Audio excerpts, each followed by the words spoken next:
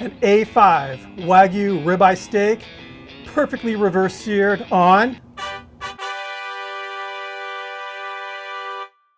a pellet grill.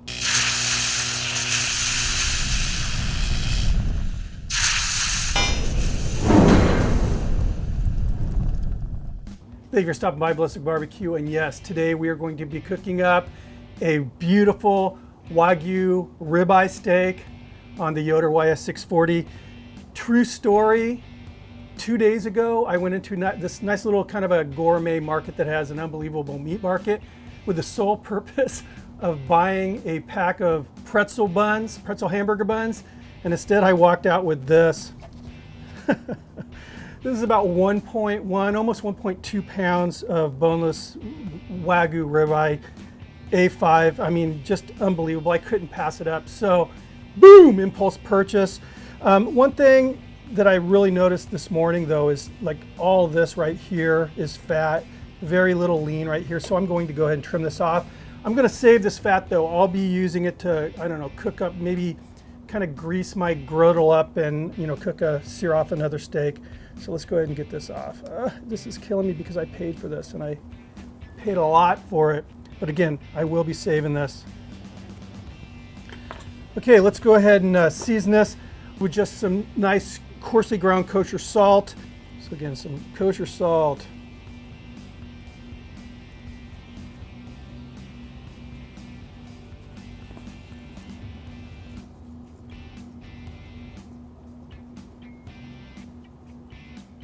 All right, I have the Yoder coming up the temperature behind me.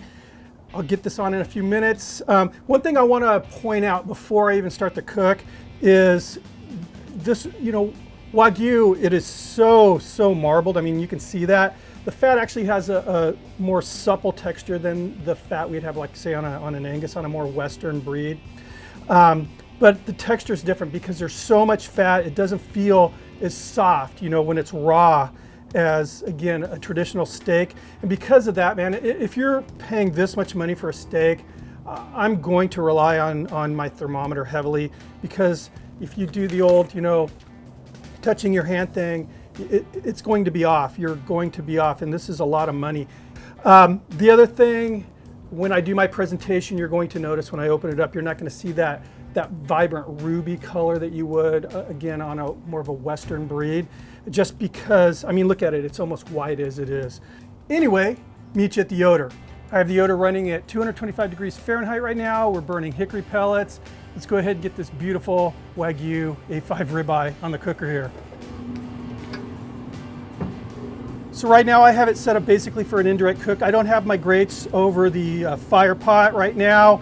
I will be putting grill grates on here for the sear. Yoder has adjustable damper here, so you can adjust basically cooking zones. And I have it all the way open right now, just how I would if I were doing a low and slow. Let's go ahead and get this beautiful steak on the grill.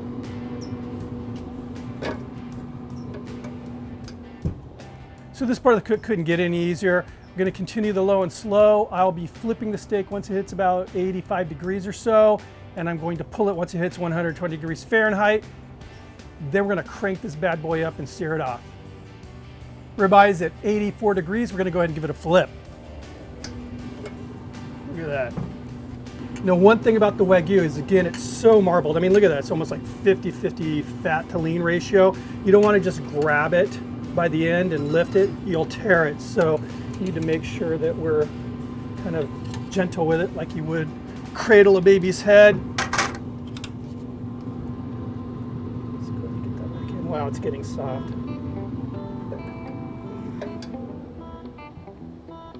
So again, easy stuff going on here. Monitoring temperature. See you guys at 120 degrees Fahrenheit. Just hit 120, let's pull the steak off. Roll it out. Again, very carefully lift the steak off the grill. While the steak's resting, I'm going to show you how to set this Yoder up for the sear. So the very first thing I'm going to do is push this variable adjustment damper up towards the fire pot, and that's going to simply concentrate the heat underneath those grill grates. So I have the heat deflector with a trapdoor over the firebox, so let's just get this out of the way. Now we'll get the grill grates installed.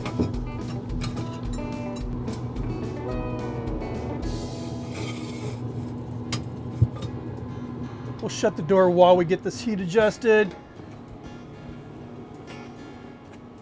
There we go, 500. So as soon as these grates are nice and hot, we're gonna sear off the steak.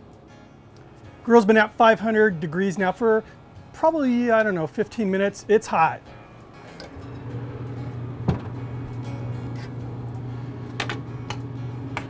So I have that piece of Wagyu fat. I'm gonna grease the skids here.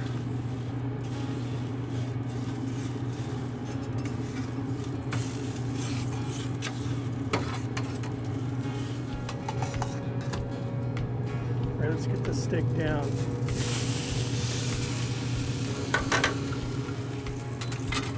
Give it a little bit of a turn to make it look even more sexier than it already does.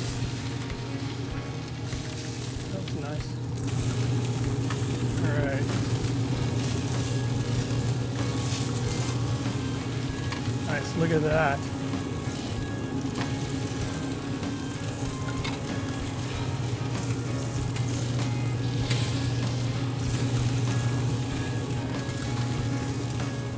I'm excited. Meet you guys at the cutting board. So here we are, folks. My wife doesn't know how much I paid for this.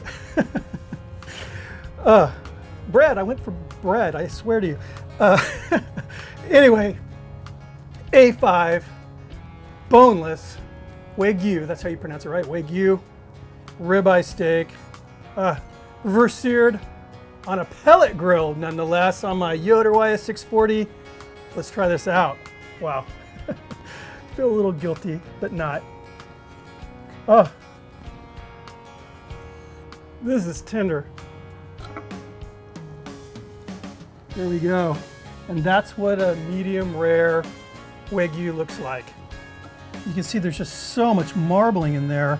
Again, it takes away that kind of that vibrant medium rare that we're used to seeing, like, you know, like say with a traditional Western steak.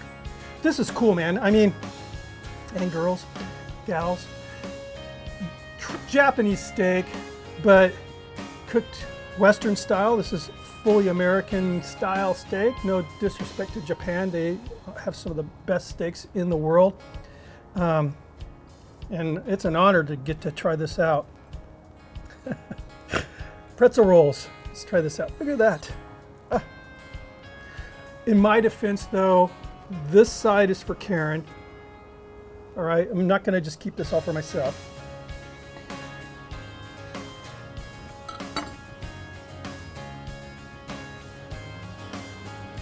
Of course, the crescendo of my video, someone's doing weed whacking. Let's try this out. Oh.